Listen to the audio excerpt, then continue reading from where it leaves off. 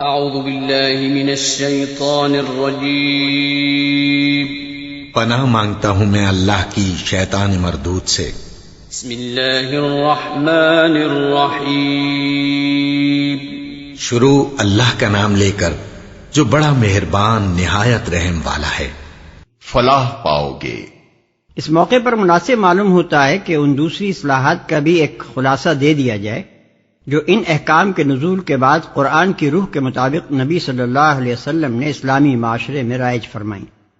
1، آپ نے محرم رشتہ داروں کی غیر موجودگی میں دوسرے لوگوں کو، خواہ وہ رشتہ دار ہی کیوں نہ ہو، کسی عورت سے تنہا ملنے اور اس کے پاس تنہا بیٹھنے سے منع فرما دیا۔ حضرت جابر بن عبداللہ رضی اللہ عنہ کی روایت ہے کہ آپ نے فرمایا، جن عورتوں کے شوہر باہر گئے ہوئے ہوں ان کے پاس نہ جاؤ، کیونکہ شیطان تم میں سے ایک شخص کے اندر خون کی طرح گردش کر رہا ہے۔ ترمذی۔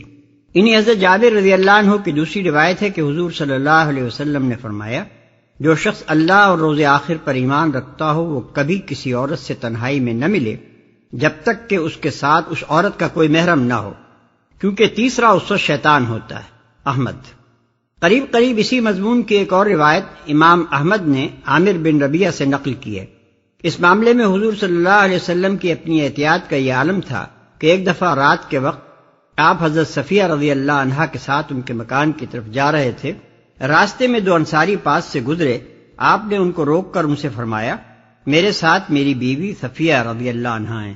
انہوں نے عرض کیا، سبحان اللہ یا رسول اللہ، بھلا آپ کے متعلق بھی کوئی بدگمانی ہو سکتی ہے؟ فرمایا، شیطان آدمی کے اندر خون کی طرح گردش کرتا ہے، مجھے اندیشہ ہوا کہ کہیں وہ تمہارے دل میں کوئی برا گمان نہ ڈال دے۔ ابو داؤد۔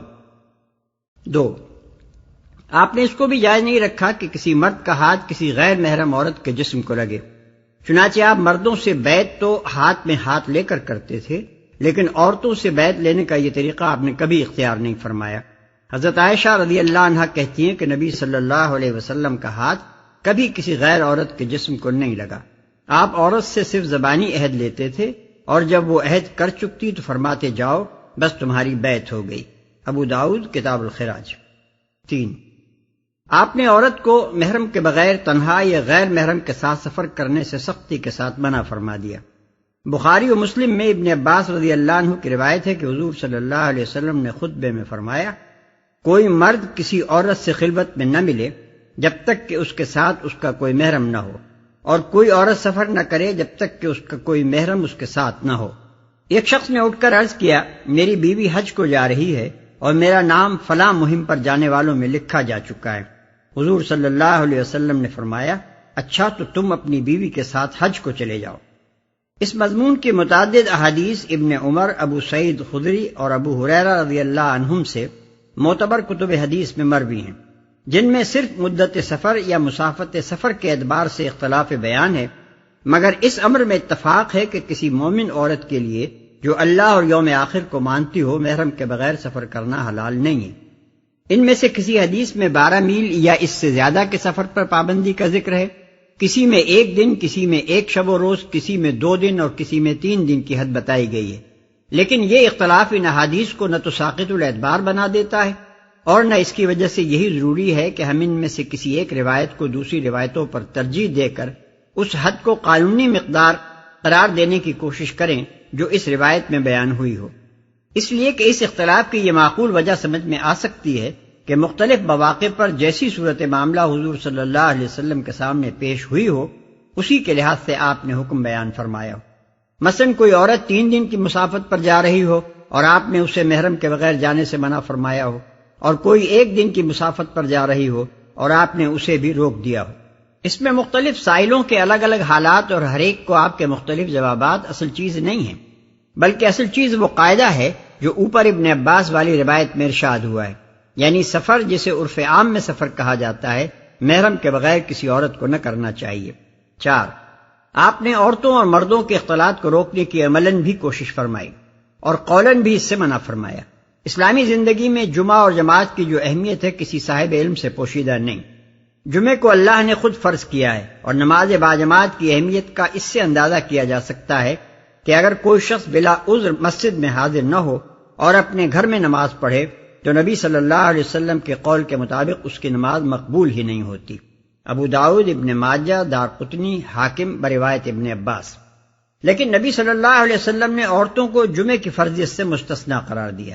ابو داؤد بروایت ام عطیہ، دارقطنی، بیہقی بروایت جابر، ابو داؤد و حاکم بروایت طارق بن شہاب۔ اور نماز باجماعت میں عورتوں کی شرکت نہ صرف یہ کہ لازم نہیں رکھی، بلکہ اس کی اجازت ان الفاظ میں دی کہ اگر وہ آنا چاہیں تو انہیں روکو نہیں۔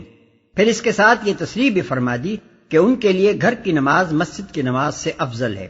ابن عمر رضی اللہ عنہ اور ابو ہریرہ رضی اللہ عنہ کی روایت ہے کہ حضور صلی اللہ علیہ وسلم نے فرمایا، اللہ کی بندیوں کو اللہ کی مسجدوں میں آنے سے منع نہ کرو۔ ابو داؤد۔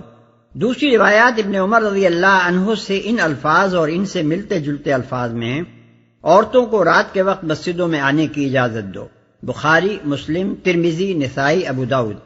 اور ایک روایت ان الفاظ میں ہے کہ اپنی عورتوں کو مسجدوں میں آنے سے روکو نہیں، اگرچہ ان کے گھر ان کے لیے زیادہ بہتر ہیں۔ احمد، ابو داؤد۔ ام حمید ساعدیہ کہتی ہیں کہ میں نے عرض کیا، یا رسول اللہ صلی اللہ علیہ وسلم، مجھے آپ کے پیچھے نماز پڑھنے کا بڑا شوق ہے۔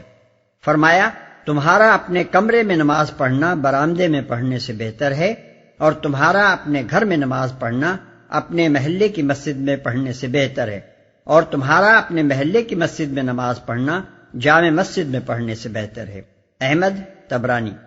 قریب اسی مضمون کی روایت ابو داؤد میں عبداللہ ابن مسعود رضی اللہ عنہ سے مروی ہے، اور حضرت ام سلمہ کی روایت میں نبی صلی اللہ علیہ وسلم کے الفاظ یہ ہیں، عورتوں کے لیے بہترین مسجد ان کے گھروں کے اندرونی حصے ہیں۔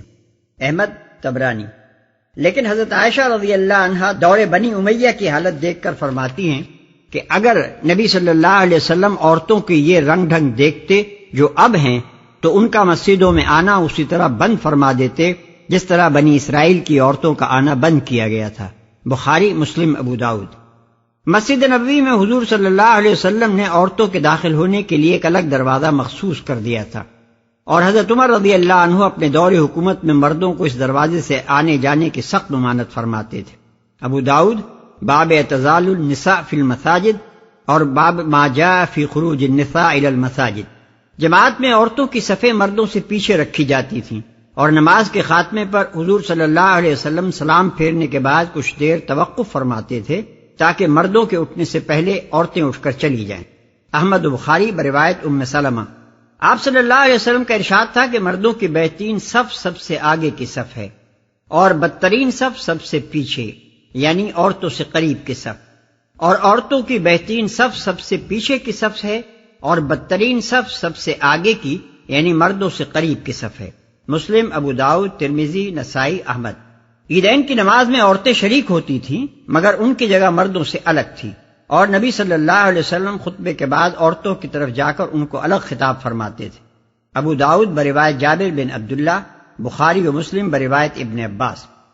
ایک مرتبہ مسجد نبوی کے باہر حضرت صلی اللہ علیہ وسلم نے دیکھا کہ راستے میں مرد اور عورت سب گڈمڈ ہو گئے۔ اس پر آپ نے عورتوں سے فرمایا، ٹھہر جاؤ، تمہارے لیے سڑک کے بیچ میں چلنا درست نہیں ہے، کنارے پر چلو۔ یہ ارشاد سنتے ہی عورتیں کنارے ہو کر دیواروں کے ساتھ ساتھ چلنے لگیں۔ ابو داؤد۔ ان احکام سے صاف معلوم ہوتا ہے کہ عورتوں اور مردوں کی مخلوط مجلس اسلام کے مزاج سے کیسی سخت مغایرت رکھتی ہے۔ جو دین خدا کے گھر میں عبادت کے موقع پر بھی دونوں صنفوں کو خلط ملط نہیں ہونے دیتا، اس کے متعلق کون تصور کر سکتا ہے کہ وہ کالجوں میں، دفتروں میں، کلبوں اور جلسوں میں اسی اختلاط کو جائز رکھے گا۔ 5، عورتوں کو اعتدال کے ساتھ بناؤ سگار کرنے کی آپ نے نہ صرف اجازت دی ہے بلکہ بسا اوقات خود اس کی ہدایت فرمائی ہے، مگر اس میں حد سے گزر جانے کو بڑی سختی کے ساتھ روکا ہے۔